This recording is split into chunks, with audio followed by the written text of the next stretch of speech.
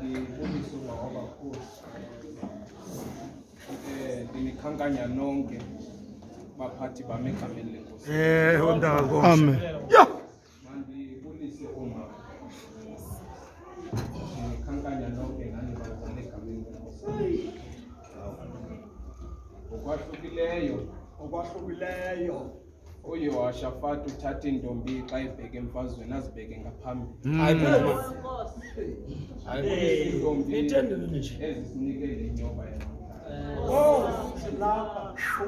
okokuba sizothi uThixo mhle. Babe zingekho ezi ntombi andazi bangendisenza ntoni endlini. Yes.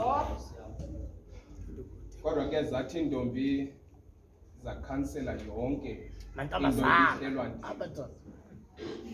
zamise kaThixo. Funa ze nibambe ke ezi ntombi zalapha ekhaya. Le verse ithi uYehoshafati wathatha intombi wazibeka ngaphambili enkosini. Ukuze ayiphumelele la mfazwe. Kaphethe uThaba mfondini.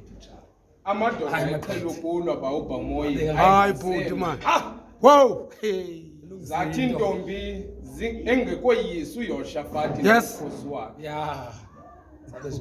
Zathi uThixo woyisile. Zathi Uthixo. Ngaloo ngoma yayivunywa inene kwabanjalo bhuti man. Ufuna uzothandaza bawo uNtondini. Sizawusebenza nodata kule program. Ngimele apho ukuthi sabaweli bakutata. Bendilungise iprogram ba umsipha isemoni ndive kuthiwa sawukhonzela esitratweni. Isemoni yami bilungele istrati bingawulungelanga lo. Because xa sisestratweni kuhlo kokuba bawumgogodlana lamadoda enza lento ndizothetha ngayo namhlanje ayafika enxilile enze ngathi ayabhoka. Ilizwi likaThixo ke belizabathimba kuloo ndawo. Ibobhideka ke ngoku. Kodwa ke ngethemba ukuthi uThixo uzawusinceda. Ba uNtondini ndifuna xa uthandaza bawam. Uthi Thixo nceda amadoda nesandla silula phezulu komama. Hayi bhuti man. Amadoda. Emva koko ndizawuvula ivesi bawuFelix. Ulumile bawukohla. Kodwa kabalapha. Masambeni bawustamela siyoxelela amadoda nesandla silule bafazini. Okokuba makayeke le nto. Ndibona ngoAugust. Yo. Ndibona ngoAugust Alex. Hayi madoda. Sizeni madoda Alexander. Itsho nje iculo nje ivesi zimbili. Sondele bawa. Sondela mntaka Ntondini.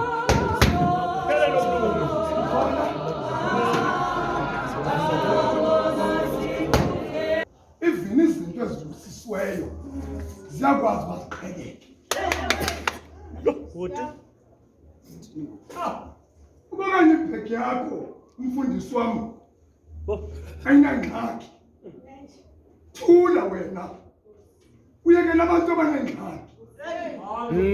Ingxaki yami uthi manizobeka abantu abafana nami abanesandla abayinkangeleko phakathi kwabantu belungile.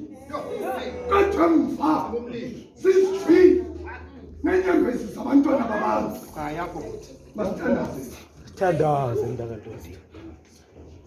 Njengeqhama.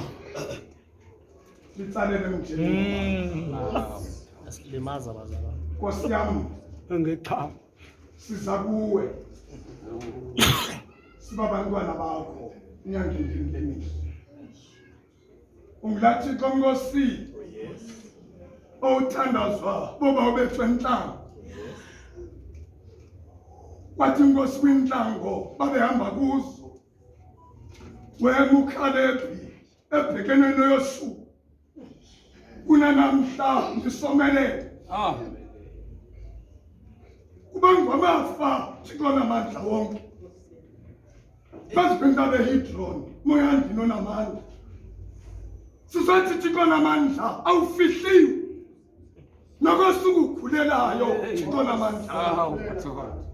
Nana Nkosi singatheki imfundiso selizwi lakho. Abanye bathu Thixo namandla imbathatha ziphelela kanti kwendlela. Sasifuna inkomethi asincedekanga umsebenzi wakho. Sithwele kade sinyamezele. Thixo namandla wonke. Nanku umuntu wakho Thixo namandla. Mandi kulele bawo. Kulele mafona. Awusithi umoya wethu. Masibhekeni ke incwadi kaMateyu. Amashumi amabili anesithandathu. Masifundeni kula mqolo weshumi. Ngiyafunda ekwazi ke oko uYesu wathi kubo, umfazi lo nimaphulelane nawo. Inkosi esezulwini mayisikelele ukushunyayela ukufundwa kwelizwi layo lingakaqali kude kubuye uKristu Inkosi. Ngizawuhalela okokuba ndidibanise omama nentombi. Sele nditshilo ke ndathi phaa kwintombi uYehoshafati wathatha umkhosi wakhe wawubeka ngasemva. Sikwindlu kaSimoni eBhethani. uYesu uhleli nabafundi bakhe. Nkosi yami. Andizukubamde bawuxesile kule into ndizanayo. Andazani noMateyu naye akandazi naMateyu. Ayiyo ngxaki ke into yokokuba ungazi noMateyu. Ungangamazi umbhali wencwadi kodwa usazi isibhalo. Hlezi umazi umbhali wencwadi isibhalo ungasazi. Kodwa mna namhlanje ngithunywe esibhalweni. uYesu nabafundi bakhe